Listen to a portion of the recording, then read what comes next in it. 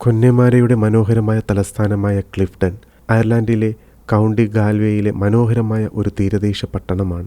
12 Benz പർവ്വതനിരകൾക്കും Atlantic സമുദ്രത്തിനും ഇടയിൽ സ്ഥിതി ചെയ്യുന്ന ഇത് അതിമനോഹരമായ പ്രകൃതി ദൃശ്യങ്ങൾ, സമ്പന്നമായ ചരിത്രം, ഊഷ്മളവും സ്വാഗതാർഹവുമായ അന്തരീക്ഷം എന്നിവ പ്രദാനം ചെയ്യുന്നു. 19-ാം നൂറ്റാണ്ടിൻ്റെ തുടക്കത്തിൽ സ്ഥാപിതമായ ക്ലിഫ്ടൺ ഊർജ്ജസ്വലമായ സംസ്കാരം, പരമ്പരാഗത ഐറിഷ് സംഗീതം, സൗഹൃദ പബ്ബുകൾ എന്നിവയ്ക്ക് പേരുകേട്ടതാണ്.